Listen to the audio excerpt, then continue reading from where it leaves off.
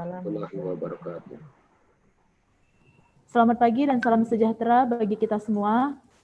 Yang terhormat, Kepala Lembaga Layanan Pendidikan Tinggi Wilayah 1 Sumatera Utara, Bapak Prof. Dian Armanto, MPD, MA, MSc, PhD, yang dalam hal ini diwakili oleh Sekretaris LLDikti Wilayah 1 Sumatera Utara, Ibu Dr. Mahriuni M. Hum. Yang kami hormati, Kepala Bagian Akademik Kemahasiswaan dan Sumber Daya LLDikti Wilayah 1 Sumatera Utara, Bapak Salahuddin SH. Yang kami hormati, Kepala Subbagian Akademik dan Kemahasiswaan LLDikti Wilayah 1 Sumatera Utara, Bapak Dr. Andes Sulhan. Yang kami hormati, Bapak Koordinator KIP Kuliah Pusat Layanan Pembiayaan Pendidikan Kemdikbud, Bapak Ruknan. Yang kami hormati, Kepala Pusat Layanan Pembiayaan Pendidikan Kementerian Pendidikan dan Kebudayaan, Bapak Abdul Kahar. Dan yang kami hormati, pimpinan perguruan tinggi swasta atau yang mewakili beserta jajarannya sebagai pengelola bantuan beasiswa di perguruan tinggi swasta di bawah lingkungan Layanan Pendidikan Tinggi Wilayah 1 Sumatera Utara. Bapak dan Ibu peserta yang berbahagia, puji dan syukur kita panjatkan kepada Allah Subhanahu wa Ta'ala, Tuhan Yang Maha Esa, karena atas izinnya kita dapat hadir pada acara sosialisasi pedoman program bantuan UKT SPP tahun 2020 bagi perguruan tinggi swasta di lingkungan Lembaga Layanan Pendidikan Tinggi Wilayah 1 Sumatera Utara. Kami ucapkan selamat datang kepada seluruh peserta. Bapak Ibu hadirin yang kami hormati, Bapak Ibu hadirin yang berbahagia, acara selanjutnya adalah kata sambutan sekaligus pembukaan acara oleh Kepala LLDikti Wilayah 1 Sumatera Utara yang hari ini diwakili oleh Sekretaris Lembaga Layanan Pendidikan Tinggi Wilayah 1 kepada Ibu Dr. Mahriuni M. Hum, dipersilahkan. Baik, terima kasih Saudari Nurul. Assalamualaikum warahmatullahi wabarakatuh. Selamat pagi dan salam sejahtera bagi kita semua. Yang saya hormati Bapak Abdul Kahar selaku Kepala Pusat Layanan Pembiayaan Pendidikan dan Kebudayaan Republik Indonesia, Bapak Ruknan selaku Koordinator Pusat Layanan Pembiayaan Pendidikan dan Kebudayaan, Bapak Salahuddin selaku Kabak di bidang kemahasiswaan dan akademik, Bapak Sulhan selaku Kasubag, dan Bapak Ibu staf di bidang akademik dan kemahasiswaan, Bapak Ibu para peserta acara pagi hari ini selaku pimpinan PTS yang akan mengikuti sosialisasi kegiatan ini yang saya hormati. Pertama-tama saya mengucapkan mohon maaf seyogianya acara yang dibuka oleh Bapak Kepala LDikti Wilayah 1 Bapak Prof. Dian Armanto. Berhubung beliau sedang kurang sehat, maka acara ini dibuka oleh saya. Bapak Ibu yang saya banggakan dan saya hormati, sebagaimana kita ketahui bahwa saat ini pandemi COVID-19 sedang berlangsung di tahun 2020 ini, tentunya ini akan memukul tingkat kesejahteraan dan kemampuan finansial masyarakat, termasuk dalam pembiayaan pendidikan tinggi. Jika pemerintah tidak merespon hal ini, tentu banyak mahasiswa kita yang akan berhenti kuliah, dan ini tidak dapat melanjutkan studinya ke perguruan tinggi. Selanjutnya hal ini akan berdampak juga terhadap keberlangsungan pelaksanaan dan pengelolaan perguruan tinggi. Tentu banyak sekali nanti perguruan tinggi kita, khususnya PTS, nanti akan merasa terganggu dan akan berhenti secara operasional kegiatannya terkait dengan kendala keuangan. Maka dalam merespon pandemi COVID-19 ini, Kementerian Pendidikan dan Kebudayaan telah mengeluarkan kebijakan terkait dengan penentuan penyesuaian UKT dan bantuan UKT SPP bagi mahasiswa. Kebijakan ini dikeluarkan berdasarkan pada respon-respon masyarakat stakeholder terkait dengan kebijakan Kemdikbud untuk membantu mahasiswa kita ya di perguruan tinggi ini sejalan dengan Permendikbud nomor 25 tahun 2020 tentang SOP pendidikan tinggi bagi PTN di lingkungan Kemdikbud. Maka untuk menjawab semua aspirasi-aspirasi masyarakat dalam penanganan COVID-19 ini, maka pemerintah melalui program KIP Kuliah telah mengalokasikan bantuan UKT SPP bagi mahasiswa yang nantinya dapat dimanfaatkan oleh mahasiswa kita di PTS lingkungan wilayah LDT wilayah 1. Dan LLDT wilayah 1 telah memberikan surat edaran kepada Bapak Ibu pimpinan PTS terkait dengan beberapa hal yang harus Bapak Ibu perhatikan. Tentunya kita nanti juga akan mendengarkan secara langsung, secara teknis, seperti apa implementasi di lapangan. Kita sudah mengundang Bapak Abdul Kahar dan Pak Ruknan selaku pendamping yang akan nanti menjelaskan secara tuntas seperti apa implementasinya dan seperti apa juga evaluasinya. Nah, kita LDT Wilayah 1 sebagai penyelenggara dan pembinaan mutu perguruan tinggi swasta sudah menyebarkan semua yang berkaitan dengan permintaan dari kementerian. Harapannya nanti Bapak Ibu segera akan memproses di perguruan tingginya masing-masing karena kuota bantuan ini sudah diberikan untuk semester 3 itu sebanyak 3.326 mahasiswa.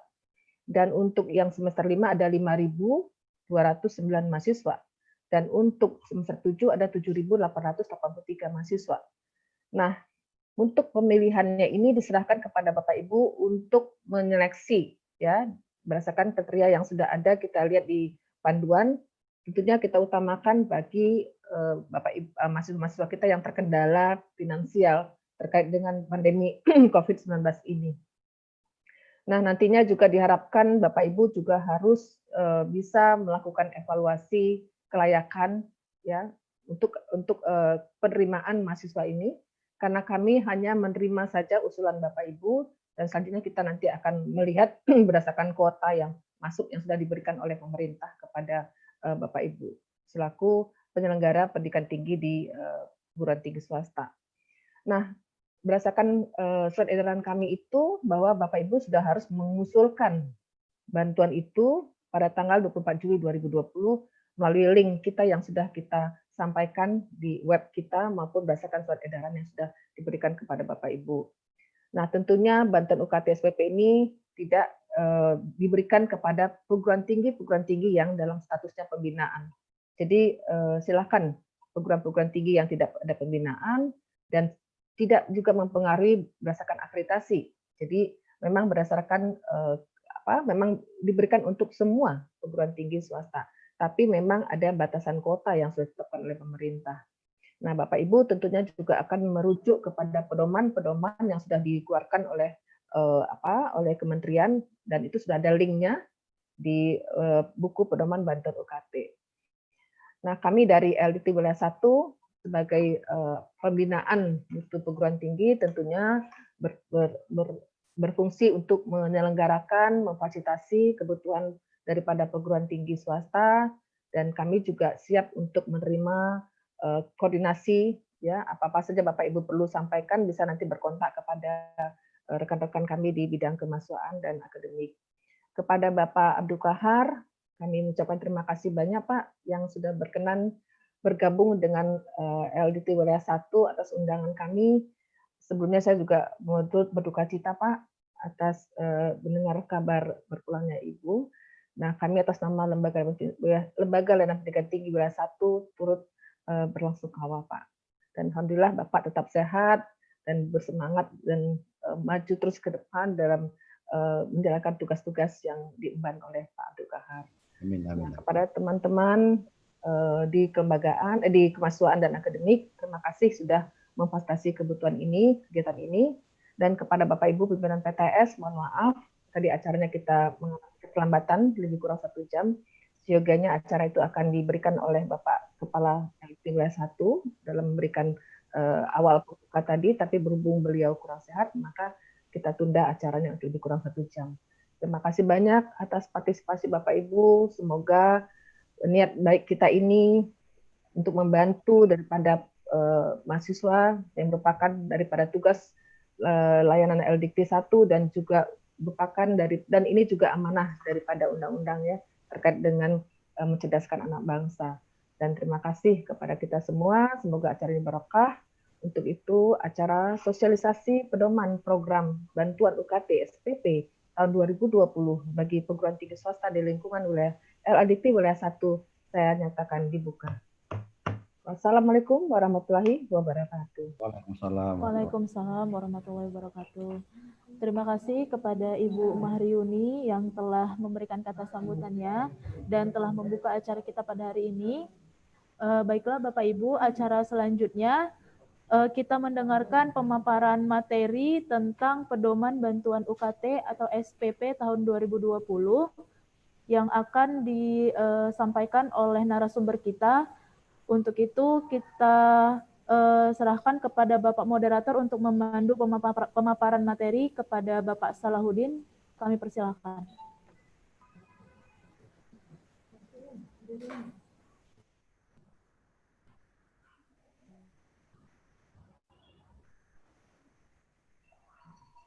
Suaranya kurang dengar Pak Salahuddin.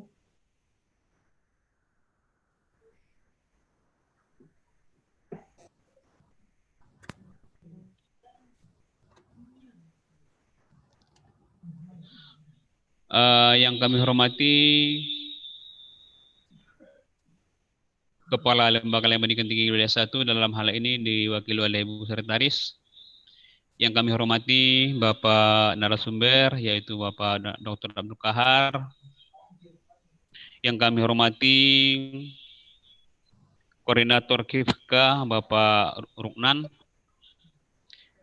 Yang kami hormati Bapak Ibu sekalian pimpinan perguruan tinggi Sulawesi 1 LIPI Sumatera Utara, dan yang kami hormati Kasubag Kemahasiswaan LLIT Kuliah 1 dan panitia penyelenggara pada hari ini. Terima kasih banyak pada Bapak Ibu peserta yang telah memenuhi undangan kami dalam rangka sosialisasi pedoman program bantuan UKT SPP tahun 2020 bagi perguruan tinggi swasta di lingkungan Lembaga Pendidikan Tinggi Wilayah 1 Sumatera Utara.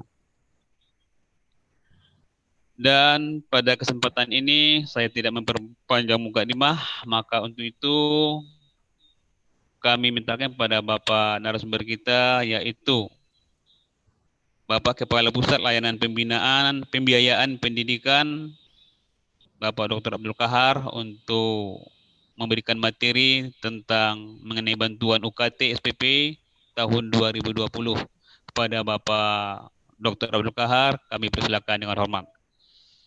Baik, terima kasih. Bismillahirrahmanirrahim. Assalamualaikum warahmatullahi wabarakatuh. Ya, selamat pagi, salam sejahtera buat kita semua. Mohon izin saya share dulu. Baik. Bapak Ibu yang saya hormati, tentunya pertama-tama saya mengucapkan terima kasih kepada segenap pimpinan LLDT Wilayah 1 dan seluruh pimpinan PTS yang ada di Wilayah 1 atas kesediaan dan waktunya pada pagi hari ini untuk bersama dengan kami.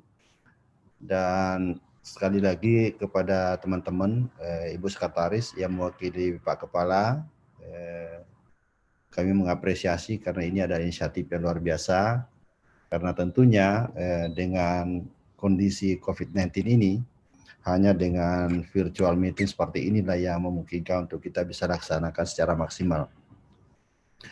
Bapak Ibu yang saya hormati, sedikit akan masuk kepada apa yang menjadi tema utama di dalam pembicaraan kita pada hari ini adalah adanya kebijakan Kementerian Pendidikan dan Kebudayaan terkait kepada bagaimana membantu adik-adik kita mahasiswa agar tetap melanjutkan studi di pandemi COVID-19 ini. Dan yang kedua, tentunya kepada perguruan tinggi, kita tetap mengharapkan bahwa eksis di dalam melaksanakan proses pembelajaran karena mahasiswanya tetap melakukan perkuliahan dengan baik. Pun itu melalui daring dan sebagainya. Bapak Ibu yang saya hormati, kalau kita melihat data yang pernah dirilis oleh CNN maupun informasi dari Aptisi, bahwa sebenarnya setiap tahunnya di PTS itu potensi DO itu ada 8%. Tetapi karena dengan kondisi pandemi COVID-19 tahun ini memukul semua sektor, maka potensi itu bukan hanya 8% tapi akan naik menjadi 50%. Ini artinya apa? Kalau ini terjadi, ini sesuatu yang menjadi malapetaka di dunia pendidikan Indonesia. Karena kenapa? Belum pernah terjadi ada ancaman DO 50%. Sementara mahasiswa terbanyak kita, paling besar itu ada di PTS. Nah ini Bapak yang saya hormati. Sehingga oleh Kementerian Pendidikan dan Kebudayaan melihat ini sesuatu hal yang perlu kita ikut memberikan kontribusi dalam artian bagaimana menyelesaikan persoalan ini. Jangan sampai betul-betul terjadi. Nah ini Bapak Ibu yang saya hormati. Sehingga oleh Bapak Menteri Pendidikan dan Kebudayaan pada tanggal 17 Juni yang lalu, 1 bulan pas ini, 1 bulan pas yang lalu, beliau meluncurkan kebijakan baru, khususnya untuk KIP kuliah ada 3 hal. Yang pertama, bagaimana kita berikan dana bantuan UKT kepada mahasiswa sebanyak kurang lebih 410.000. Dan yang kedua, bagaimana tetap kita memberikan dana KIP kuliah atau bidik misi istilah lama kepada minimal 200.000 mahasiswa. Nah, ini Bapak Ibu yang saya hormati. Di samping itu, ada di kita yang bidik misi ongoing tetap melanjutkan studinya dengan baik. Nah, ini Bapak Ibu yang saya hormati, sehingga ketiga hal ini kita melihatnya bahwa dengan proporsi yang ada, karena kenapa desain awalnya itu hanya yang ada di B, yaitu tahun ini kita ingin maksimalkan 400.000 KIP kuliah, ya.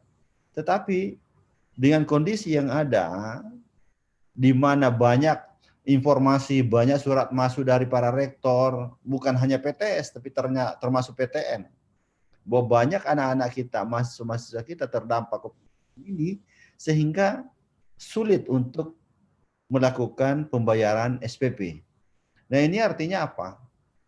Kalau ini terjadi ada 2 hal yang memungkinkan terjadi. Yang pertama, bisa dia pilih DO, ya DO. Dan yang kedua, pilihan yang paling ini lagi adalah mereka cuti akademik. Nah ini Bapak Ibu yang saya hormati. Kalau ini terjadi dua-duanya, pilihannya mahasiswa yang atau yang mungkin bahkan bahasa saya itu collab adalah PTS kita. Karena kenapa? Sumber pembiayaannya dari mahasiswa. Ruhnya itu, bensinnya itu dari mahasiswa. Uang pembayaran dari mahasiswa. Tapi kalau ini terjadi sampai 50%, ini kan malah petaka PTS-PTS kita. Nah ini Bapak Ibu yang saya hormati, sehingga pemerintah melihat oke, tahun ini untuk KIP kuliah mungkin kita kurangi hanya 200.000, karena kenapa kita melihat benchmark dari bidik misi setiap tahun, yang tertinggi itu hanya 130.000 bidik misi tahun 2019. Sehingga kalaupun diturunkan sampai 200.000, ini masih lebih besar dibanding bidik misi yang sebelumnya. Nah selebihnya inilah kita coba merealokasi, merestrukturisasi anggarannya, sehingga dapatlah ketemulah bahwa ada sekitar 410.000 mahasiswa yang bisa kita berikan biaya bantuan untuk UKT atau SPP. Nah inilah Bapak Ibu yang saya hormati, sehingga kondisi-kondisi seperti ini membuat kita untuk berpikir keras bagaimana menyelamatkan bukan hanya mahasiswa untuk tetap eksis untuk kuliah, tapi termasuk PTS jangan sampai terganggu secara ekonomi, pendapatan, ataupun bisnis dalam pendidikan ini justru kehilangan momentum karena anak-anak kita memilih paling tidak apakah dia DO atau dia cuti akademik. Karena kenapa? Regulasi tahun ini yang dibuat oleh dalam Permendikbud 25 tahun 2020 bahwa yang mahasiswa yang mengambil cuti akademik itu dilarang membayar SPP. Nah ini Bapak Ibu yang saya hormati.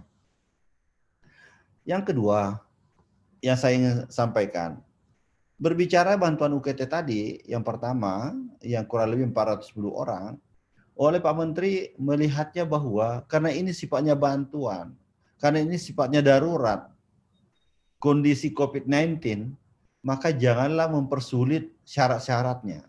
ya, sehingga disederhanakan sekali. Hanya ada 3 syarat saja yang kita cantumkan, yang digarisbawahi oleh Pak Menteri. Yang pertama adalah kendala finansial. Kendala finansial di sini juga sangat sederhana. Artinya orang tua atau penanggung biaya kuliah yang mengalami kendala finansial sehingga tidak bisa membayar UKT atau SPP di semester ganjil yang akan datang atau semester gasal yang akan datang, itu yang akan dibantu. Ya. Yang kedua, dia adalah status tidak sebagai penerima beasiswa dari sponsorship manapun. Ya.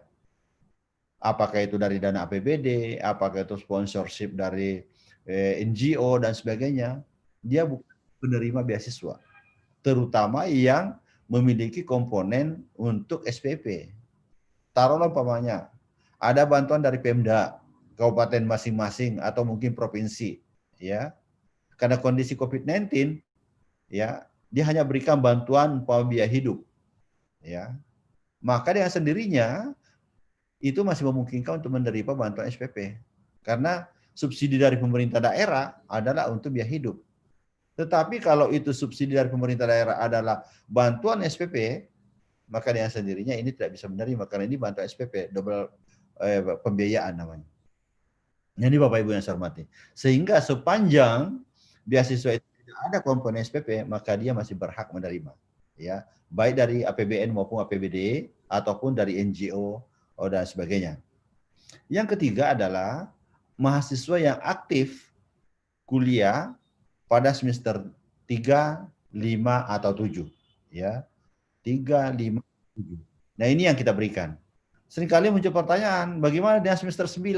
Ini tidak masuk, ya, tidak masuk dalam kategori ini, karena diatur sendiri dalam Permendikbud nomor 25 tahun 2020. Yaitu bahwa apabila ada anak-anak yang molor selesai, yang seharusnya selesai tahun itu, tapi karena kondisi COVID-19 sehingga molor, taruh pada semester 9, dan sebagainya, maka kepada universitas perguruan tinggi diminta untuk melakukan relaksasi pembiayaan. Relaksasinya seperti apa? Kalau itu 6 kredit ke bawah, maka maksimal diberikan pembayaran 50%. Jadi Bapak Ibu yang saya hormati, ini tidak diatur di sini. Sehingga yang ada di sini adalah 3, 5, atau 7. Bapak Ibu yang saya hormati, nah saya ingin memperdalam kembali yang syarat pertama tadi. Adalah kendala finansial, ya. Siapa yang terkendala finansial itu adalah mereka yang orang tua atau penanggung.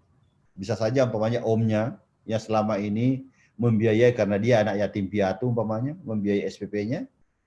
Nah, karena kondisi COVID-19 ini terdampak karena apakah itu di PHK, apakah itu dia pekerja sektor informal tapi kehilangan pekerjaan. Nah, ini Bapak Ibu yang saya hormati sehingga terkendala dalam hal pembiayaan UKT. Ini yang kita prioritaskan. Nah, bagaimana menandai itu supaya bisa kita melihatnya secara selektif? Kita tetap memprioritaskannya miskin. Karena kenapa? Dampak COVID-19 ini semua lapisan. Mulai dari miskin sampai kaya. Itu terdampak semua. Kalau alasannya hanya terdampak, semua terdampak semua. Besar kecilnya dampaknya masing-masing berbeda-beda. Makanya kita tetap berikan penggarisan yang dimaksud dengan kendala finansial di sini adalah prioritaskan bagi mereka yang miskin. Kalau di negeri kita melihat gampang, di UKT 1, UKT 2 aja bergeraknya bantuan ini sudah aman. Karena memang adalah mahasiswa-mahasiswa yang diberikan kategori miskin sehingga memperoleh UKT 1, UKT 2. Tapi di PTS seperti apa? Tentu ibu bapak yang tahu persis ini. Ya, ibu bapak yang tahu persis. Kemarin banyak pertanyaan juga masuk ke saya. Pak Kahar, bisa nggak yang non-reguler perkuliahan, orang-orang yang bekerja? Saya bilang, pada dasarnya itu dampak dengan COVID-19, tapi saya tidak kategorikan sebagai prioritas. Yang prioritas di sini adalah mereka memang dasarnya adalah anak miskin. Sehingga kalau tidak dibantu ini potensi untuk DO, maka ini terbuka lebar bagi mereka untuk DO. Nah ini Bapak Ibu yang saya hormati, sehingga betul-betul kita harus melihatnya secara cermat seperti itu. Nah, siapa yang mengetahui ini? Kami tidak memberikan rincian yang begitu detail karena yang berhadapan langsung dengan mahasiswa adalah teman-teman yang ada di perguruan tinggi. Jadi Bapak Ibu lah yang itu. Justru kalau kami terlalu atur, terlalu rigid, justru mengikat ibu bapak sulit untuk bergerak mencari kandidatnya. Tapi kalau kami hanya berikan rambu-rambu umum seperti ini bahwa prioritaskah yang miskin? Ya miskin dalam kategori apa? Ibu bapak yang melihatnya karena ibu bapak yang berinteraksi setiap hari. Nah inilah yang kami sampaikan. Kemudian yang kedua adalah mahasiswa. Nah, jadi sebenarnya syarat kendala finansial itu hanya A, hanya yang pertama saja. Yang B ini adalah hanya tanggung jawab sifatnya. Siapa yang membuat surat keterangan? Mahasiswa itu sendiri. Jadi hanya membuat surat keterangan atau pernyataan, surat pernyataan bahwa betul orang tua atau walinya tidak mampu membayar SPP. Hanya surat pernyataan saja seperti itu. Tidak perlu mengambil surat keterangan dari lurah, desa, atau dinas sosial. Tidak perlu. Karena memang prinsipnya kita nggak mempersulit. Nah ini Bapak Ibu yang saya hormati. Tapi tentu kan filternya ada di A tadi. Ibu Bapak yang menentukan bahwa inilah yang layak karena memang kesehari-hariannya kita tahu bahwa mereka adalah dari keluarga miskin. Sehingga tinggal membuat saja surat pernyataan. Ya. Kemudian yang ketiganya tentu kami sangat berharap bahwa perguruan tinggi harus melakukan verifikasi kelayakan. Nah, semua ini kami kembalikan ke perguruan tinggi untuk melihat apakah kriteria nomor 1 ini memenuhi syarat atau tidak, yang menentukan adalah perguruan tinggi. Nanti data yang dikirim kepada kami hanya melihatnya verifikasinya paling ke Pedadikti. Yang terdekat di sana di Pedadikti baru bisa kami monitor betul nggak ini mahasiswa aktif atau tidak. Paling arahnya ke sana. Tapi kriteria ini khusus untuk ini ibu bapak yang tahu persis. Sehingga C ini kewenangannya sepenuhnya kami serahkan kepada perguruan tinggi. Nah ini bapak yang saya hormati, sehingga kami sangat berharap bahwa ayo segera kita coba sosialisasikan ini kepada mahasiswa kita supaya cepat mendapatkan kepastian bagi mereka sehingga tidak galau, tidak kiri kanan mencari pinjaman untuk SPP, tapi begitu segera kita lakukan pendataan, segera dikirim ke Jakarta, akan segera kami akan tetapkan dengan sendirinya. Tentu ini akan menjadi kepastian bagi mahasiswa-mahasiswa kita bahwa mereka mendapat bantuan dari pemerintah sehingga bisa merencanakan studi dengan baik, bisa tenang menghadapi semester gasal yang akan datang. Nah, Ibu Bapak yang saya hormati. Nah, kriteria kedua tadi yang saya katakan adalah status beasiswa. Artinya yang menerima ini bukan penerima beasiswa yang ada komponen UKT atau SPP. Kita tahu bahwa sekarang banyak sponsorship ya. APMDA kadang-kadang memberikan ya dari APBD-nya, kemudian yang dari NGO baik dalam maupun luar negeri kadang memberikan bantuan-bantuan seperti ini. Nah ini tinggal dilihat saja karakteristiknya seperti apa. Contohnya tidak tercatat di perguruan tinggi sebagai penerima termasuk bidik misi, ya. Dia kalau menerima bidik misi ini tidak dapat. Karena kenapa? Bidik misi sudah mengcover SPP, ya Ibu Bapak yang saya hormati ya. Kemudian yang berikutnya juga ya baik bersumber dari APBN maupun APBD yang saya katakan tadi termasuk NGO dan sebagainya. Nah, kemudian kriteria ketiga yang disampaikan tadi Pak Menteri adalah mahasiswa yang sedang menjalani perkuliahan. Artinya mahasiswa aktif di semester 3, 5, dan 7. Nah, bagaimana menjabarkan itu? Kita melihatnya ya, kita tinggal melihat aktif atau tidaknya anak ini sedang menjalankan perkuliahan di tahun itu. Jangan sampai mereka sudah beberapa semester ini cuti akademik umpamanya, sudah tidak aktif, atau mungkin memang malah DO. Dia begitu dia tahu bahwa ini ada bantuan UKT, maju kembali. Nah ini yang kita harapkan adalah memang mahasiswa aktif yang ada di sini ya, Ibu Bapak. Kemudian mahasiswa ya, ini catatan terakhir yang sangat penting Bapak Ibu yang saya hormati. Begitu nanti anak-anak itu kita berikan bantuan UKT ini atau SPP ini, maka segera lakukan pendataan khususnya untuk NIM dan NIK. Ya. Tentu ini harapan kami ini masuk kepada Pedadikti, ini diupdate. Karena kenapa? Kita tidak minta-minta. Sekiranya COVID-19 ini berkepanjangan sampai 2021. Boleh jadi kita di pusat merelaksasi lagi anggaran. Bahwa untuk 2021 anak yang sudah menerima di 2020 dapat diteruskan untuk kita biaya subsidi untuk SPP-nya. Tapi kalau datanya tidak jelas, nah ini maksudnya seperti itu. Tapi kita tidak berharap itu. Mudah-mudahan bantuan ini hanya 1 semester. Artinya COVID-19 tidak berkelanjutan di 2021. Nah ini Bapak yang saya hormati, sehingga betul-betul kami sangat berharap bahwa teman-teman di pimpinan PTS, teman-teman pengelola beasiswa bidik misi, dan sekarang menjadi KIP kuliah di perguruan tinggi, tolong ini menjadi perhatian kita bersama. Karena kenapa? Harapan kami bukan hanya mahasiswa yang terbantu, tapi paling tidak teman-teman kami di PTS juga paling tidak terbantu karena adanya mahasiswa aktif melakukan pembayaran SPP. Nah ini Bapak Ibu yang saya hormati. Bentuk bantuan UKT SPP mahasiswa seperti apa? Bentuknya adalah pembiayaan UKT SPP mahasiswa dengan kondisi keuangan terdampak COVID-19. Itu yang saya katakan tadi ya, bagi mereka yang terdampak COVID-19. Kemudian durasinya seperti apa? Bagaimana? Durasinya hanya 1 kali SPP. Ya, hanya 1 kali saja. Semester gasal yang akan datang ini. Ya. Jadi hanya semester gasal yang akan datang. Kemarin ada juga yang nanya, Pak bagaimana semester genapnya sekarang? Itu kan udah lewat, mereka udah bayar SPP, tidak usah lagi negara yang berutang.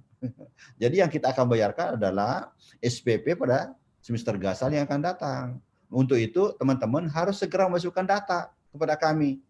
Supaya mereka-mereka yang ongoing study cepat memperoleh kepastian bahwa saya disubsidi oleh pemerintah, saya dibayarkan oleh pemerintah, ya, sehingga tidak perlu lagi memikirkan bagaimana membayar SPP, karena ini kan tidak lama lagi Bapak Ibu menagihkan kepada mereka, karena tahun akademiknya akan masuk. Jadi bahkan ke PTN kan sudah mulai sekarang pembayaran, terutama yang sudah melalui SNPTN kemarin, itu kan sudah pendaftaran ulang dan sebagainya. Dan ini teman-teman sekalian saya hormati. Jadi PTS silakan atur ritmenya, atur waktunya dengan baik, segera melakukan pendataan dan segera menyampaikan kepada kami dan LLDikti sehingga ini bisa kita segera proses mendapatkan kepastian. Besarannya bagaimana? Nah ini Bapak Ibu yang saya hormati, besaran UKT ini atau SPP ini adalah 2,4 dengan catatan adalah at cost. Artinya apa? Apabila di bawah 2,4 SPP di PTS tersebut, taruhlah 1,5, 1,2,5, 1,2,5, 1,75 atau 2 juta, maka jangan dinaikkan menjadi 2,4. Tetap membelanjakan sesuai dengan SPP yang sudah berlaku. Di PDDikti kita kan sudah ada datanya semua. Ya, jadi tidak bisa dimainkan bahwa prodi ini akan naik SPP-nya seperti ini menjadi 2,4 karena ada bantuan. Tetap aja dasarnya seperti itu. Anaknya itu di semester genap yang lalu membayar SPP berapa, maka semester gasal yang akan datang kita akan bayar seperti itu. Nah, bagaimana dengan SPP di atas 2,4? Nah ini juga seringkali muncul pertanyaan. Kami tidak cover. Jadi jangan menjadi subsidi 2,4 ini. Jadi begitu ibu bapak memastikan, mengusulkan kepada kami bahwa anak ini layak mendapatkan bantuan SPP, maka jangan lagi dihitung ada selisih dari 2,4 itu. Ya, jangan lagi dihitung bahwa ada selisih 2,4, taruhlah umpamanya 4 juta SPP-nya. Ya. Ada subsidi dari pemerintah atau bantuan SPP 2,4, maka akan ditagihkan kepada mahasiswa 1,6. Itu tidak bisa. Ya, jangan terjadi seperti itu. Begitu menerima 2,4 karena kebetulan SPP-nya 2,4 atau lebih, maka batas maksimal 2,4 tidak ada lagi utang piutang terhadap mahasiswa. Jangan ditagihkan lagi. Nah ini Bapak yang saya hormati. Karena kenapa ini kita lakukan? Ini dalam rangka kalau ini umpamanya kita bayarkan at cost, mungkin bukan hanya 410.000 mahasiswa yang mendapatkan manfaat dari ini, tapi bisa menjadi 500.000. Karena kenapa? Banyak yang SPP di bawah 2,4. Nah ini Bapak Ibu yang saya hormati, sehingga betul-betul kami ingin bagaimana kehadiran pemerintah betul-betul bisa menjadikan solusi bagi anak-anak kita yang terkendala dengan pembiayaan SPP ini. Dan sekaligus memberikan kepada PTS jaminan bahwa bisa tetap menyelenggarakan proses pembelajaran dengan baik. Karena anak-anak kita aktif kembali ikut kuliah. Nah ini Bapak Ibu yang saya hormati, sekali lagi tolong jangan juga, karena begini, Permendikbud nomor 25 tahun 2020 walaupun itu diperuntukkan untuk PTN, karena memang di Dikti, kami di Kementerian Pendidikan dan Kebudayaan yang bisa ngatur itu hanya untuk PTN. Untuk PTS kita nggak bisa ngatur SPP-nya. Ya. Di sana diatur bahwa ada relaksasi pembiayaan. Bisa cicil, bisa penurunan, bisa penundaan, dan sebagainya ya untuk pembayaran SPP.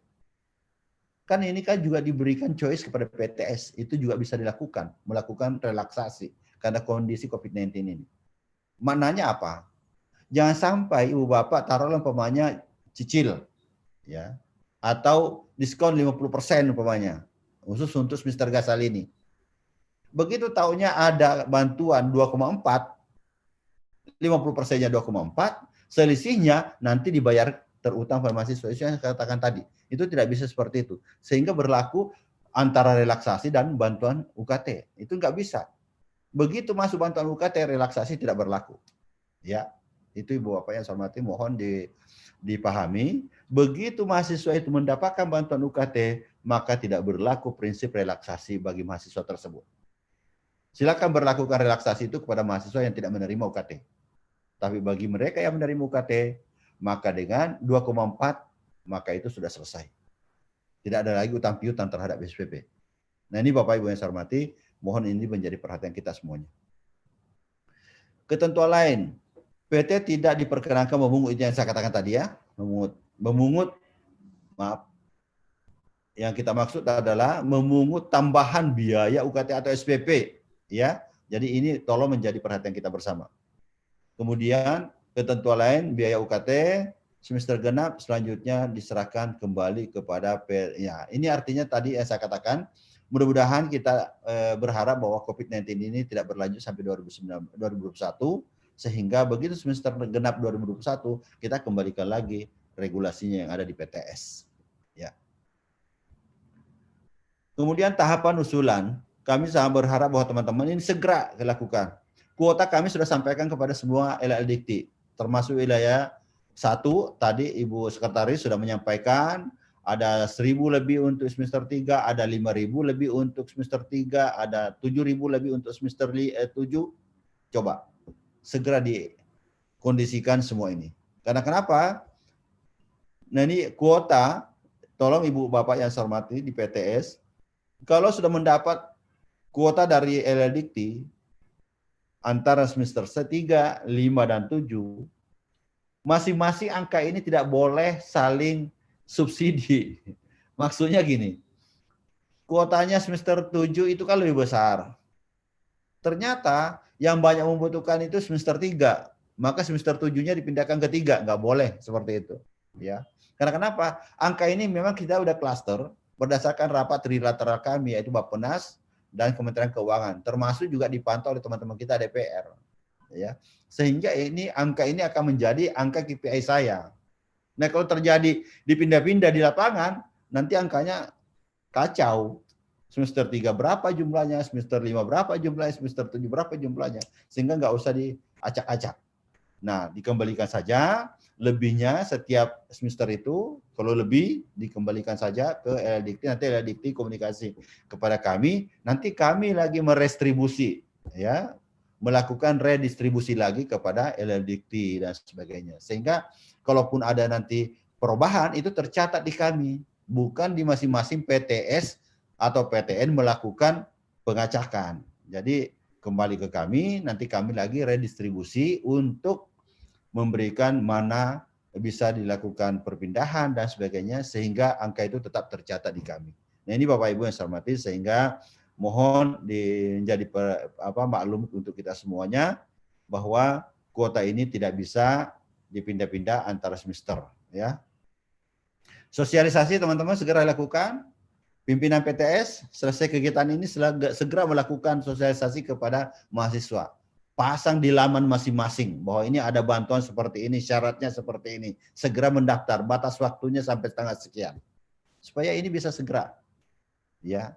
Yang saya katakan tadi, supaya Bapak Ibu segera mengusulkan kepada kami, sehingga ini bisa segera kami respon dan mendapatkan kepastian kepada mahasiswa. Walaupun nanti pembayaran SPP-nya mungkin nanti tahun akademik. Tidak apa-apa. Tetapi kepastiannya sekarang supaya anak-anak kita bisa tenang, semakin cepat semakin baik. Ini Bapak Ibu yang saya hormati. Kemudian berikutnya seleksi. Seleksi yang saya katakan tadi itu yang dilakukan oleh PTS atau perguruan tinggi masing-masing. Jadi begitu sudah ada kuota, sudah disosialisasikan, lakukan seleksi segera. Sudah dilakukan seleksi, segera usulkan kepada kami. Melalui apa? Melalui alamat website kami ini. KIP, ini kipkuliah.kemendikbud.go.id. Masuk aja ke sini. Di dalamnya ada KIP kuliah, ada bantuan UKT, tinggal dipilih. Kalau bantuan UKT masuk pintu bantuan UKT. Kalau itu nanti KIP kuliah, masuknya di pintu KIP kuliah. Ya, di sana juga sudah ada klaster-klasternya untuk UKT atau SPP, ada semester 3, semester 5, semester 7. Sehingga menginputnya juga per semester. Ya, itu yang saya katakan tadi. Karena ini tidak boleh teracak angkanya. Jadi menginputnya juga per semester. Ya, itu Bapak yang saya hormati. Nah, penyaluran dan bantuan kami ini secepatnya.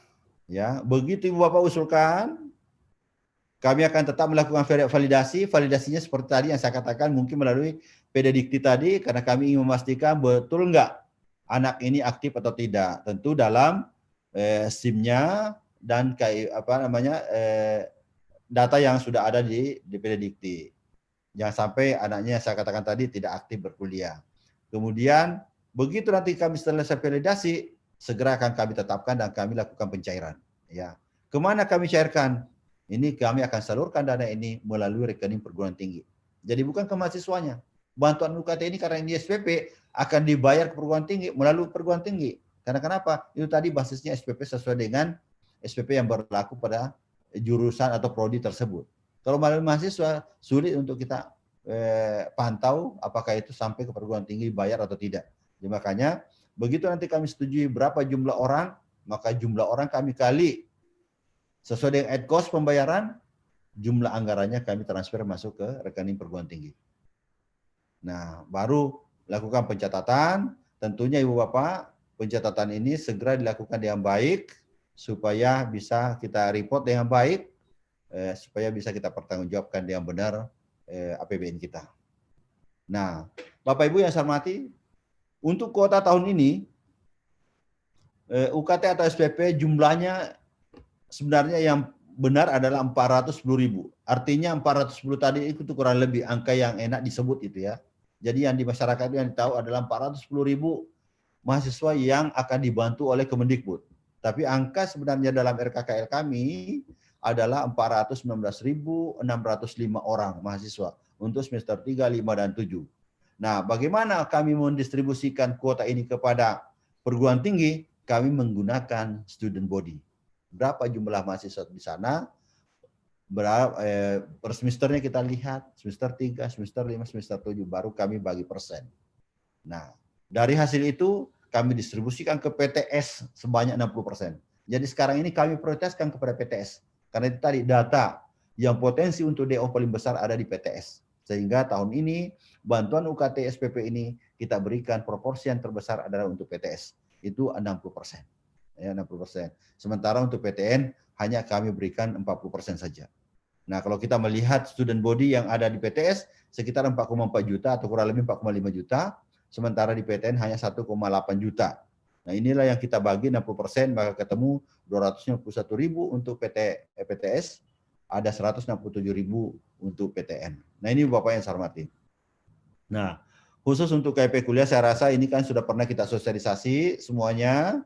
Dan sudah teman-teman mungkin sudah melakukan pengumuman dan sebagainya, dan kuotanya juga kami sudah serahkan kepada masing-masing LLDikti dan nantinya akan disampaikan oleh Pak Ruknan ya, Pak Ruknan yang menyampaikan. Tapi sedikit saya ingin sampaikan, sedikit akan saya masuk kepada kebijakannya dulu.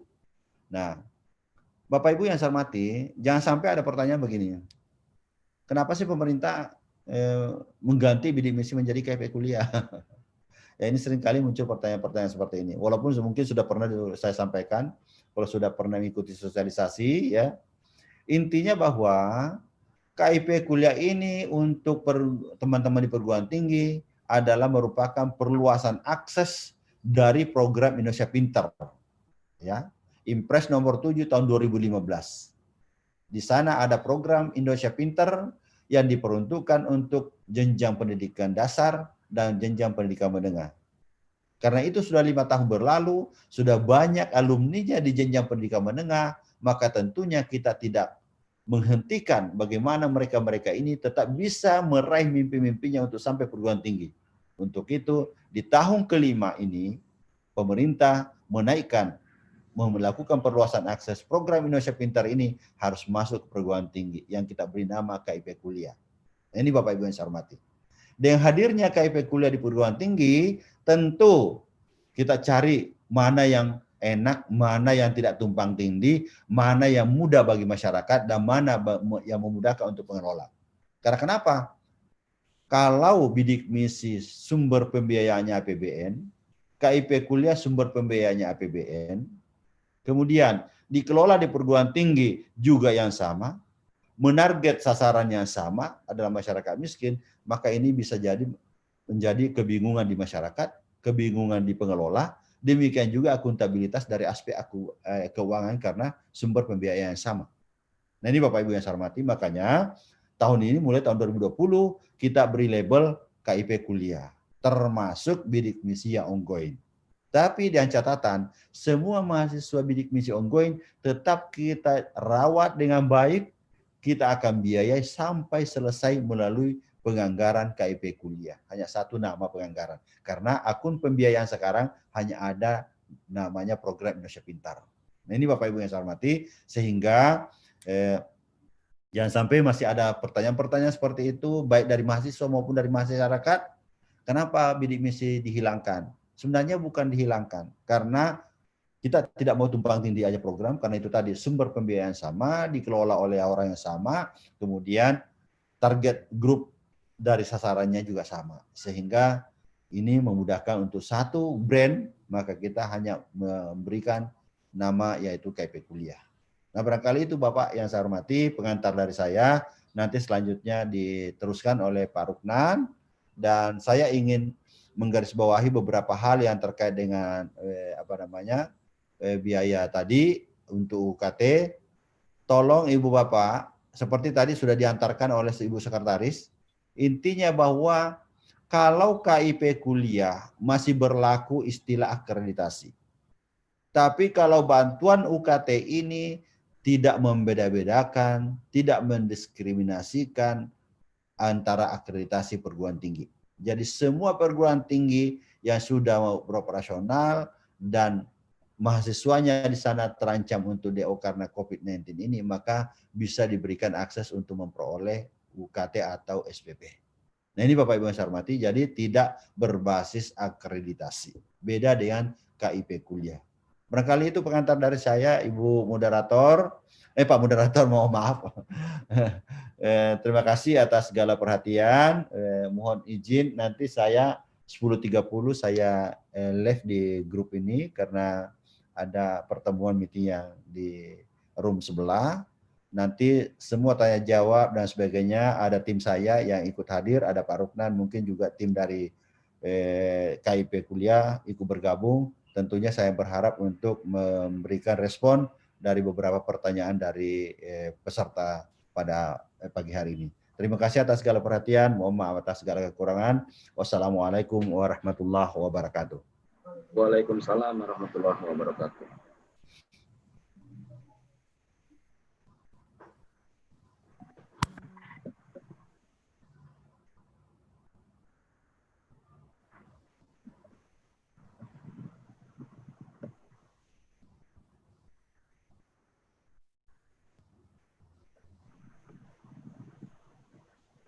Tidak keluar suaranya Pak Salahuddin.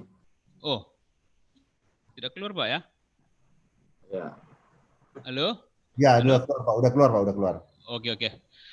Terima kasih banyak kami sampaikan kepada Bapak narasumber kita, yaitu Kepala Pusat Layanan Pendidikan Pembiayaan Pendidikan, Bapak Abdul Kahar, yang telah memberikan materi kepada kita semua. Mudah-mudahan apa yang disampaikan beliau itu akan bermanfaat bagi kita, dan kami terima kasih lagi. Mari kita berikan aplaus pada Bapak Abdul Kahar. Dan selanjutnya kita masuki acara diskusi, dan tentunya ini akan dipandu oleh nanti Bapak Haruknan, sementara Bapak Abdul Kahar karena ada kegiatan lain lagi. Ya silakan Pak untuk melanjutkan kegiatannya.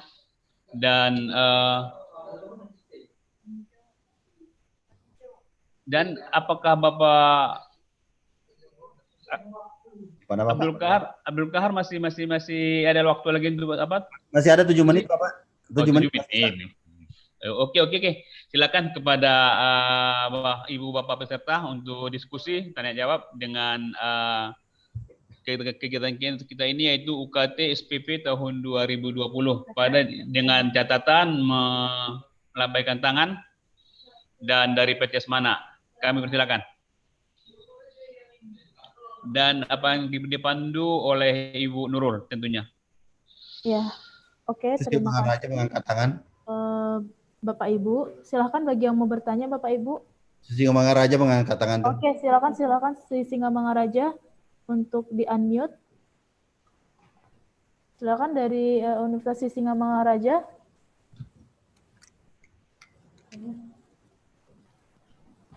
Silakan Pak, dari Singamangaraja Pak, silakan. Silakan Pak, silakan di-unmute. Kok diangkat terus tangannya? Oke, dari Singamangaraja. Silakan Bapak. Dari Universitas Singamangaraja, silakan Pak.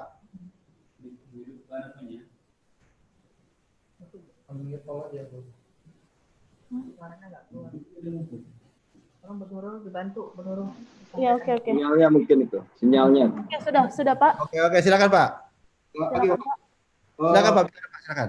Ya, ada dua yang mau kami mohon Pak petunjuk. Satu, berapa distribusi setiap perguruan tinggi swasta, termasuk UNIDA Pak? Itu yang pertama.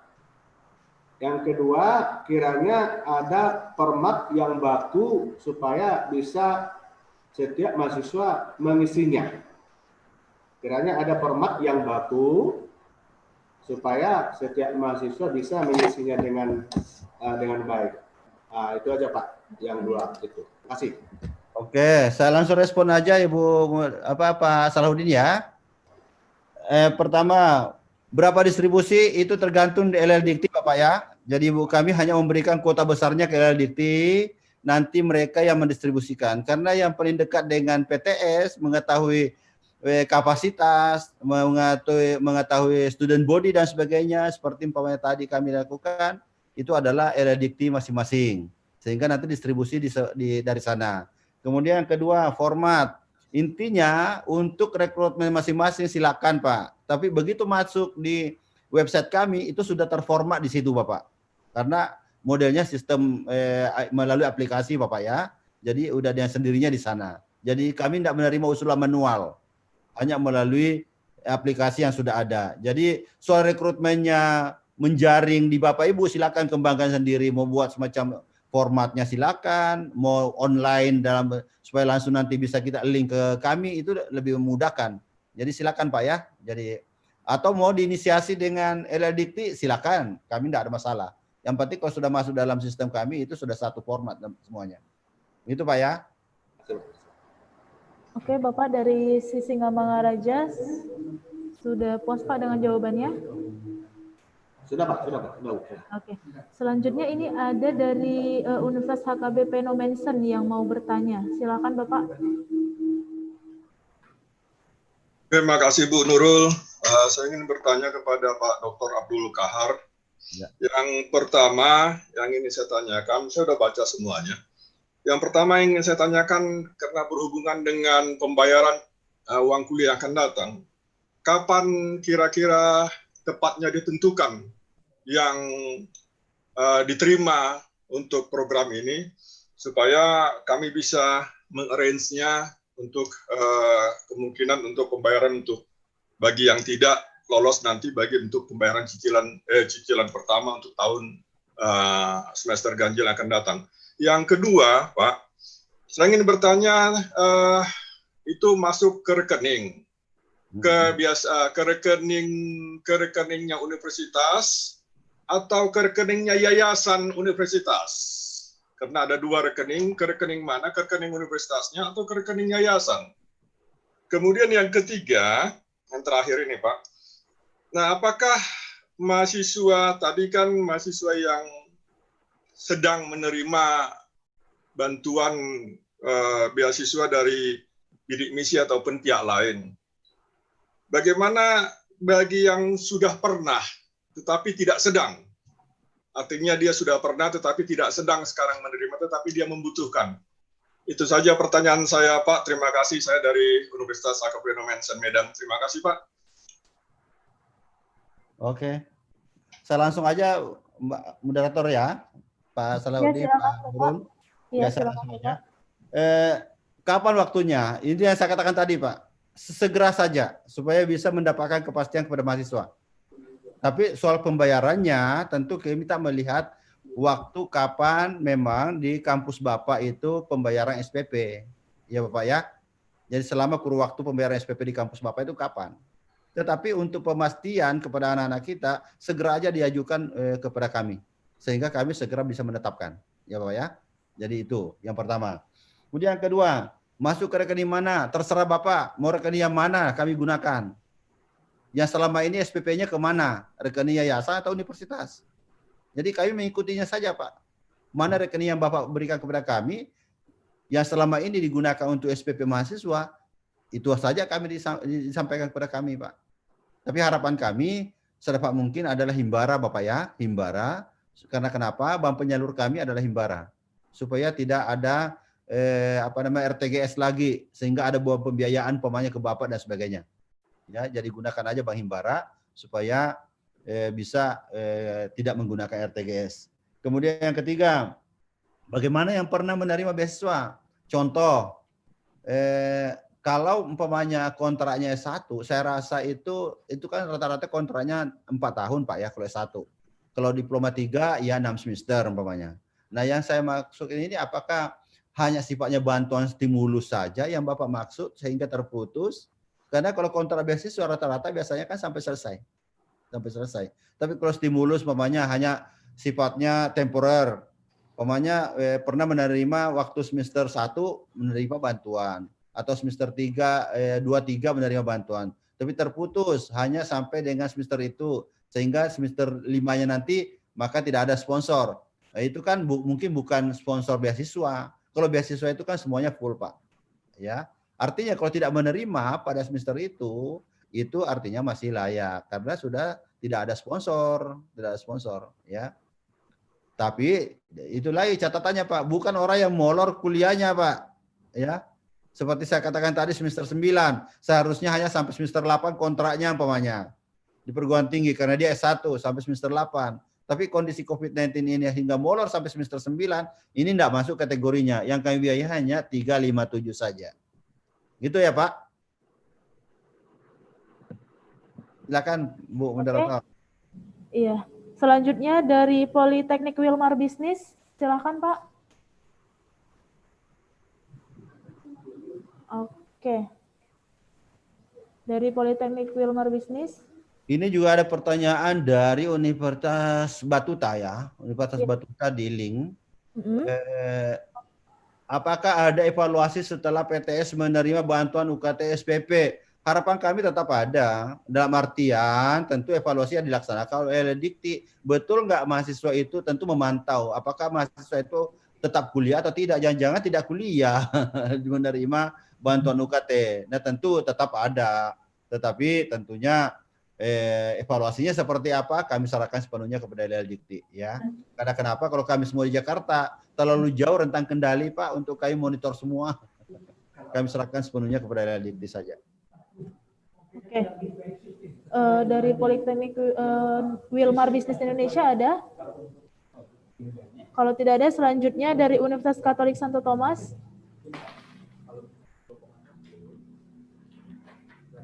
Unika Santo Thomas, silakan. Ada Universitas Medan area itu bisa mengajukan. Pak, selamat pagi Pak Kahar. Selamat pagi Bapak. Ya, saya juga turut berduka cita Pak ya. Unika Santo Thomas ya.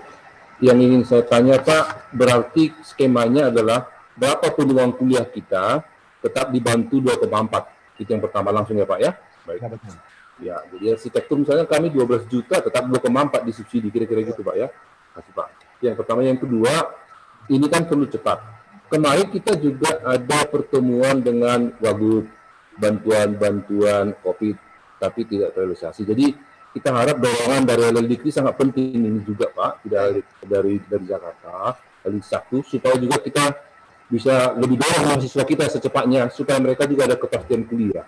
Betul Pak. Itu. Yang kedua berarti seleksi diserahkan kepada PTS masing-masing Pak Kar. Itu aja. Terima kasih. Betul sekali Pak, betul sekali. Jadi sekarang ini kami serahkan sepenuhnya kepada LLDikti untuk bagaimana memberikan mulai dari kuota, kemudian layak tidak layaknya ini kepada PTS-nya, tentu yang punya evaluasi terhadap kinerja PTS adalah LLDikti. Sepenuhnya kami serahkan seperti itu Bapak ya. Baik Ibu Nurul, mohon izin. Oh iya Bapak. Left dari grup ini. Pada Ibu Bapak semua pimpinan PTS, sekali lagi mohon maaf atas segala waktu yang terbatas, tapi masih ada Pak Rukna dan tim, dan tentunya kami pun masih terbuka terus untuk manakala ada hal-hal yang ingin ditanyakan kepada kami melalui email, melalui WA dan sebagainya, itu bisa dilakukan oleh Ibu Bapak semua kepada kami. Terima kasih. Assalamualaikum warahmatullahi wabarakatuh. Waalaikumsalam warahmatullahi wabarakatuh. Ya, terima kasih. Mohon izin melanjutkan Pak Kahar. Silakan.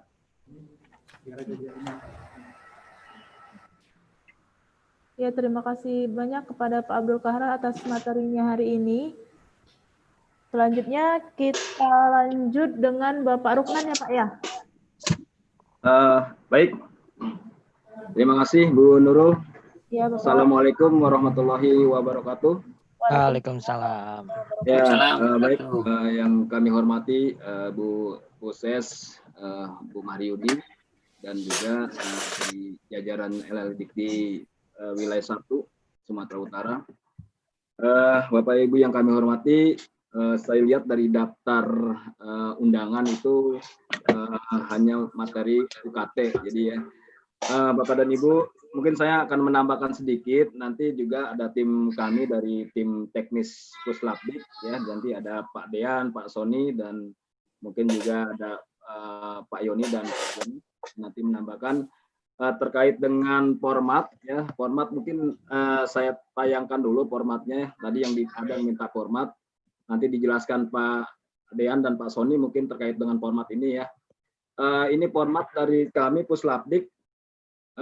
Bisa terlihat Bapak dan Ibu? Bisa Pak, sudah terlihat Pak. Baik, ini di sini ada NIM, NIK, kode perguruan tinggi, kemudian kode program studi, semester, kemudian nominal UKT. Ya, nanti Bapak dan Ibu bisa ditanyakan kepada tim kami. Di sini ada Pak Dean, Pak Sony, apakah format ini sudah terkirim ke LLDikti atau belum, atau nanti bagaimana selanjutnya, apakah ini sudah ada di aplikasi atau belum. Baik, mungkin itu saja Bapak dan Ibu, karena kami mungkin nanti ada jadwal materi terkait dengan kuliah, kami akan menyampaikan. Tadi saya berbincang dengan dari Pak Putra ya, jadi mungkin untuk episode selanjutnya berikutnya mungkin untuk KIP kuliah. Baik, mungkin tambahan dari Pak Dean atau Pak Sony, silakan Pak. Mungkin Baik, izin menambahkan. Saya dulu Pak, boleh, monggo. Ya, jadi Bapak dan Ibu sekalian, ini nanti dari tim LLDikti, mohon izin saya Dean Apriana Ramadan, saya membantu di tim teknis. Jadi nanti Bapak dan Ibu mohon nanti akan mendapatkan username dan password dari LLDikti beserta kuotanya. Jadi nanti dari Bu Nurul akan dibagikan seluruhnya, dan kemudian nanti Bapak dan Ibu punya akses ke sistem informasi kami di KIP Kuliah. Di sana sudah kelihatan kuotanya buat Bapak dan Ibu berapa. Kemudian nanti tolong download format Excel ini. Jadi Bapak dan Ibu ini nggak usah dicatat karena nanti bisa di-download. Nah, kami mohon dibantu yang dipastikan ada adalah NIM dan NIK jangan sampai salah. Kemudian kode PT dan kode program studinya juga jangan sampai salah.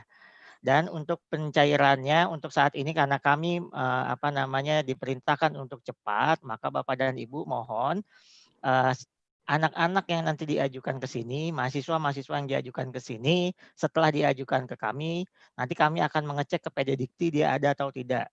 Tapi untuk kali ini kami akan membypass dulu. Tapi mohon kepada Bapak dan Ibu sekalian, siswa-siswa ini, mahasiswa-mahasiswa ini di periode semester selanjutnya datanya harus ada di PDDikti karena merupakan pertanggungjawaban kami bahwa mahasiswa ini mendapat beasiswa bantuan UKT. Nah, jadi untuk kali pengajuannya tidak perlu kalau bisa dimasukkan ke PDDikti, kami sangat berterima kasih. Kalau tidak, memang prioritas kita adalah yang penting pencairannya masuk dan format Excel ini nanti ada lampirannya berupa surat pengajuan dari pimpinan PT yang itu menjadi dasar bagi kami untuk melakukan proses lebih lanjut yaitu pencairan. Jadi Bapak dan Ibu, saya titip pesan NIM, NIK yang sudah ada di sini, mohon nanti di PDDikti datanya dimasukkan juga karena itu merupakan pertanggungjawaban kita ke publik karena data PDDikti itu bisa diakses Bapak dan Ibu.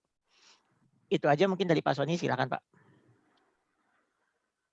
Baik, mohon izin melengkapi apa yang sudah disampaikan oleh Pak Dian tadi. Sekaligus juga ada pertanyaan di chat ya, saya coba tanggapi juga di situ. Yang pertama terkait akun. Jadi sebenarnya sistem KIP kuliah ini merupakan migrasi dari sistem bidik misi. Jadi Bapak Ibu sebenarnya bisa menggunakan akun yang sama seperti ketika digunakan di sistem bidik misi. Kalau misalnya ada kendala, mohon bisa berkoordinasi dengan LLDikti supaya diteruskan ke kami atau bisa langsung ke kami, gitu kan? Ya, itu yang pertama terkait dengan akun. Kemudian pertanyaan yang ada di chat di situ, ini masalah akreditasi juga. Nah, perlu diperhatikan bahwa untuk program KIP kuliah ini berbeda halnya dengan bantuan UKT. Jadi untuk bantuan UKT kita tidak melihat akreditasi. Jadi akreditasi apapun itu oke lah. Jadi nanti silakan dicari selama mahasiswa tadi memenuhi persyaratan sebagai penerima bantuan UKT. Yang mana sebagai prioritas itu adalah kalau bisa dicek dulu nih apakah keluarganya merupakan penerima program Keluarga Harapan atau tidak. Kalau misalnya tidak, mungkin bisa dilihat dari aspek ekonomi. Nah, sedangkan untuk yang KIP kuliah, nah ini yang bisa dipilih oleh siswa itu adalah yang muncul di web. Nah, kemudian biasanya pertanyaan yang umum dari perguruan tinggi itu adalah kenapa PT saya tidak bisa muncul di web KIP kuliah? Yang mana konsekuensinya di situ berarti tidak bisa dipilih oleh siswa, sekaligus juga PT itu tidak bisa menetapkan di prodi itu. Nah, untuk ini kami perlu sampaikan bahwa di pedoman pendaftaran sudah jelas bahwa peserta KIP kuliah itu hanya bisa mendaftar atau ikut program di prodi dengan akreditasi A, B, dan C, ataupun kalau misalkan kita merujuk ke peraturan BANPT yang baru, itu adalah statusnya adalah unggul, baik sekali, ataupun baik di situ. Jadi hanya kategori prodi itu saja yang bisa mengikuti program KIP kuliah. Sekiranya ada ketidaksesuaian terkait dengan akreditasi, perlu kami informasikan di sini bahwa di SIM KIP kuliah itu kita tidak bisa melakukan setting akreditasi. Jadi data itu diambil dari PDDikti. Oleh sebab itu, troubleshooting yang pertama kali bisa Bapak Ibu lakukan adalah mohon cek di webnya PDDikti. Apakah akreditasi Bapak Ibu sudah muncul di situ, sudah sesuai atau tidak. Kalau misalnya sudah sesuai, tapi di SIM KIP kuliah belum muncul, maka tinggal lakukan klik ya tombol sinkronisasi PDDikti di pojok kanan atas menu manajemen prodi, gitu ya. Kemudian kalau misalnya oh di PDDikti juga nggak muncul nih akreditasinya, padahal prodi saya punya akreditasi. Nah, mohon dicek lebih lanjut. Bapak Ibu perlu telusuri ke webnya BANPT. Karena sebagai informasi, PDDikti pun juga sama. Mereka memperoleh informasi berkenaan dengan akreditasi ini dari webnya BANPT. Jadi langkahnya udah jelas Bapak Ibu ya. Mulai dari SIM KIP kuliah dulu. Kalau nggak sesuai, tolong cek ke PDDikti. Kalau tidak sesuai lagi, tolong cek ke BANPT. Ya, jadi itu untuk mekanisme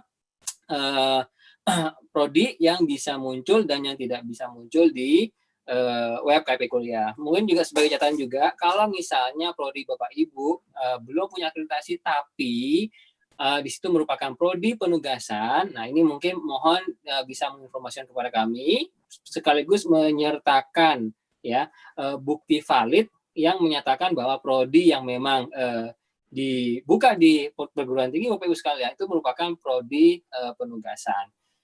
Itu saja mungkin dari saya untuk melengkapi apa yang sudah disampaikan oleh Pak Kapus, kemudian Pak Dian dan Pak Lukman barusan. Terima kasih.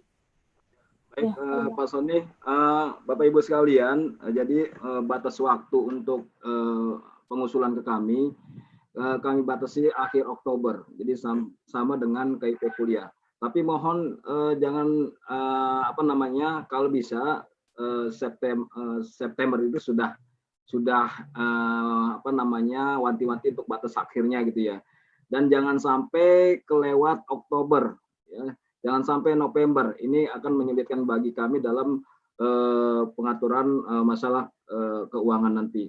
Jadi mohon pada semuanya LEDT menyampaikan kepada PTS di wilayahnya bahwa untuk baik KIP kuliah maupun UKT ini pengusulannya paling lambat akhir Oktober, ya. Lebih cepat lebih baik, ya. September lebih baik, gitu. Mungkin itu saja, Bu Nurul, silakan. Iya, Terima kasih. Bapak Ruknan. Kepada Bapak Ibu yang mau bertanya masalah teknis, bisa diberikan pertanyaannya kepada Bapak Rukman dan kawan-kawan. Ya, silakan Bapak Ibu. Mungkin di sini tadi ini ada dari fitur chat Pak, dari Pembangunan Pancabudi. Dari Bisa dibacakan Bu Nurul? Iya. Pertanyaannya terkait kuota semester 3 dengan jumlah 3.326, semester 5 dengan jumlah 5.209, dan semester 7 dengan jumlah 7.883. Yang mau ditanyakan, apakah kuota ini khusus untuk Sumatera Utara atau seluruh Indonesia? Ini masalah kuota kan kami tadi Pak Kapus informasikan juga bahwa ini semua diatur oleh LLDT. Gitu ya. Jadi untuk wilayah PTS nanti porsinya semua itu diatur oleh LLDT gitu, Bu Nurul. Iya, oke, baik, Pak. Ya. Mungkin Pak Sony mau menambahkan? Pak Sony mau menambahkan? Oke. Yang mana, Pak? Ini kuota. Kuota LLDT, ya. Jadi untuk kuota ini kami memang hanya drop ke LLDT. Jadi nanti mungkin biasanya LLDT punya mekanisme lebih lanjut ya terkait dengan proses distribusi, karena terus terang kami di sini di pusat terlalu jauh ya untuk sampai ke lapangan, dan yang paling tahu karakteristik dari perguruan tinggi di daerah LLDT 1 yaitu adalah LLDT 1 itu sendiri gitu. Jadi mungkin ini kewenangannya ada di LLDT. Saya rasa juga dari LLDT sudah punya prosedur ya bagaimana mekanisme pembagian kuotanya. Iya, betul, ya, Pak. Betul ya, LLDT, iya, baik, Pak. Betul. Jadi nanti untuk masalah kuota bisa koordinasinya ke kita di Subbag Akademik dan Kemahasiswaan ya Bapak Ibu. Ya. Itu saja informasinya. Oke, selanjutnya ada lagi Pak yang mau bertanya dari Universitas Haji Sumut. Misalnya orang tuanya di PHK karena dampak COVID, apakah harus dilampirkan buktinya? Ya, masalah untuk dampak COVID ini kan tadi dijelaskan Pak Kapus. Jadi nanti ada surat pernyataan dari mahasiswanya sendiri. Dia menuliskan pernyataan bahwa pada saat ini keluarganya sedang mengalami miskin karena dampak COVID gitu ya. Kemudian tidak bisa membayar uang kuliahnya gitu ya. Itu nanti mahasiswa sendiri yang mengajukan pernyataan itu, nanti tinggal persetujuannya dari kampusnya sendiri gitu. Jadi disetujui bahwa memang diverifikasi bahwa memang mahasiswa ini benar-benar tidak mampu untuk membayar UKT-nya atau SPP-nya. Ya, jadi saya kira mungkin dalam hal ini kalau sudah melihat kondisi mahasiswa tersebut, ya dipermudah lah, jangan terlalu ada kesulitan-kesulitan sehingga membuat mahasiswa itu menjadi kurang semangat lah gitu. Artinya ketika melihat itu, bilang saya kepada mahasiswanya, tolong dibuatkan surat pernyataan aja bahwa Anda memang benar-benar dalam keadaan dampak COVID-19. Jadi yang ringan-ringan saja gitu. Iya, Pak. Ini ada lagi nih yang mau bertanya, mungkin bertanya langsung dari Nomensen Medan. Silakan Bapak dari Universitas HKBP Nomensen.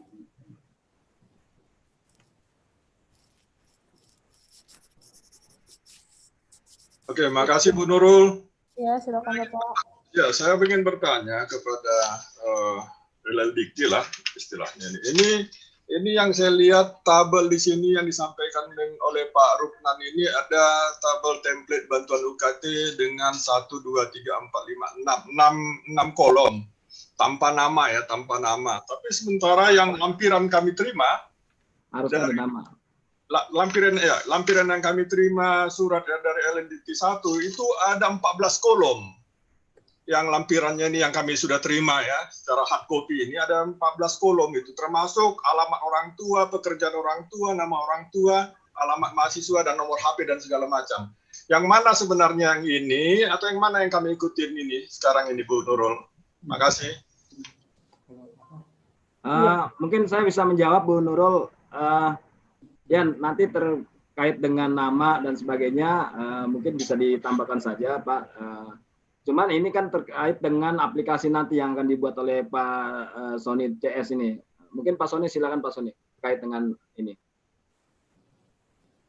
Hormat baik, baik Pak Ruknan, terima kasih. Berkenaan dengan parameter yang diminta oleh LLDikti, yang saya tangkap di sini adalah itu adalah mekanisme untuk memvalidasi sekaligus juga untuk mekanisme untuk melakukan verifikasi kelayakan juga Pak di situ Pak. Jadi memang kalau di sistem kan ini hanya kita minta 6 atribut karena apa? Karena sistem kami itu sudah terintegrasi dengan beberapa database terkait. Contohnya misalnya terkait dengan mahasiswa baru itu kita sudah terhubung dengan Dapodik. Untuk memvalidasinya kita hanya butuh 3 parameter saja di situ, NISN, MPSN, dan NIK. Untuk mahasiswa yang ongoing, di sini sistem KIP kuliah sudah terhubung dengan PDDikti. Untuk ini kita hanya juga perlu 3 parameter saja, yaitu adalah NIM mahasiswanya, kode PT, kode prodi. Kalau misalnya ada NIK itu lebih bagus lagi untuk membantu kami dalam proses validasi. Kemudian yang diminta oleh program LLDikti sebanyak 14 kolom tadi, nah bisa jadi sisa kolom 8 tadi itu digunakan untuk mekanisme mungkin seleksinya, mungkin mekanisme untuk melakukan verifikasi dan validasinya. Gitu aja. Yang perlu dicatat di sini adalah memastikan bahwa semua yang diusulkan oleh PT itu namanya harus sudah tercatat di PDDikti. Sekali lagi yang perlu kami tekankan di sini. Dan juga sebagai catatan juga, mulai tahun ini, ya ini saya juga tidak lelah juga ya reminder ya, sejak bidik misi tahun lalu, 2 tahun yang lalu, ini kita sudah harus mulai bersahabat dengan PDDikti. Sehingga kalau misalnya ada kendala di PDDikti, masalah data yang tidak valid, masalah kesulitan akses dan lain sebagainya, mohon bisa segera diinformasikan ke LLDikti, bisa juga diinformasikan langsung ke PDDikti-nya. Itu aja mungkin. Terima kasih Pak. Terima kasih Pak Sony, clear. Sama-sama Pak. Terima kasih Pak. Silakan Bu Nurul. Selanjutnya dari STP Sibolga. Silakan. Bu Nurul, mohon maaf, ini Jumat, mungkin waktunya diinikan dulu ya. Ya, oke. Sebentar, satu lagi ya Pak, ya izin ya Pak. Dari STP Sibolga ada, kalau tidak ada kita akhiri sesi tanya jawab ini.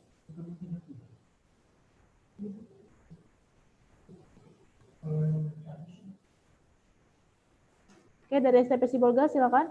Terima kasih Ibu. Yang mau kami tanyakan, kan kami ada di status pendaftaran yang angkatan 2019 itu ada kami terima mahasiswa baru yang statusnya ahli jenjang dari D2 ke S1 Bapak. Apakah itu juga diperkenankan Pak untuk menerima bantuan ini? Terima kasih. Mohon maaf, semesternya semester berapa Bu? Semester 2019, kalau untuk masuk yang untuk gasal Pak, semester 3 Bapak. Ya, intinya sih selama sesuai dengan ini, maaf izin langsung jawab aja gini kan, tadi saya konfirmasi dulu karena ahli jenjang itu apakah mulai lagi dari semester 1 atau meneruskan di semester berikutnya gitu kan. Nah, selama dia ada di prasyarat tadi bahwa semester 3, 5, 7 ya yang bersangkutan berhak sih untuk menerima itu. Dalam artian di sini 3, 5, 7-nya adalah sesuai dengan periode studi normal ya Bu ya, bukan yang sudah lewat dari masa studi saja. Bukan yang molor ya Pak Sony ya? Bukan Pak. Masa studi normal Bu, yang penting dia terdaftar aktif di PT-nya Ibu, terdampak COVID, dan semesternya masuk, ajukan saja Bu. Baik, terima kasih Bapak. Sama-sama Bu. Ya, oke, baik. Mungkin untuk sesi tanya jawab hari ini kita akhiri sampai di sini aja ya. Terima kasih kepada Bapak Ruknan, Bapak Sony, dan Bapak Dean dari Pusat Layanan Pembiayaan Pendidikan Kemdikbud. Oke, selanjutnya saya serahkan kembali ke Bapak Moderator, kepada Bapak Salahuddin, dipersilahkan. Oke, terima kasih banyak kepada Ibu Nurul. Dan sekali lagi kami ucapkan terima kasih banyak kepada Bapak narasumber kita tadi, yaitu Bapak Abdul Kahar, dan dibantu oleh Bapak Ruknan dan Bapak Sony Wijaya. Terima kasih atas bantuannya pada hari ini. Mudah-mudahan apa yang kita laksanakan agar dapat kiranya membawa keberkahan untuk masa akan datang. Dan saya sampaikan pada acara ini bahwasanya Bapak Kepala Lembaga dan Pendidikan Tinggi tidak dapat hadir dalam acara ini, dan untuk menutup acara ini, Ibu Sekretaris Pelaksana, masih ada tamu yang harus diselesaikan dan menugaskan saya untuk menutup acara kita ini. Dan mudah-mudahan apa tadi yang disampaikan oleh Bapak narasumber kita, yaitu Bapak Dr. Abdul Kahar, bahwasanya peruntukan untuk UKT SPP ini bagi mahasiswa kita yang di semester 3, 5, dan 7, dan yang orang tuanya terdampak dari terkena dan dampak COVID-19.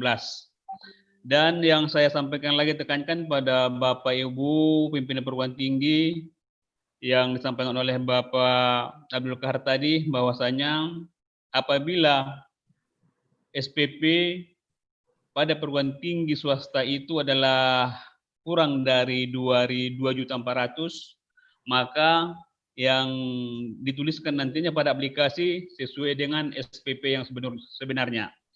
Dan apabila SPP di perguruan tinggi swasta itu lebih dari 2.400.000, maka pihak perguruan tinggi tidak diperbolehkan untuk mengutip lagi bagi mahasiswa untuk biaya kuliah, untuk biaya SPP tambahan pada perguruan tinggi tersebut. Kira-kira demikian yang dari hasil pertemuan kita pada hari ini. Mudah-mudahan apa yang kita laksanakan dalam acara ini nampak untuk kedepannya dapat kita laksanakan. Dan kepada Bapak dari SPI LL Kuliah 1, mungkin ada lagi masukan tambahan? Tidak ada. Oke.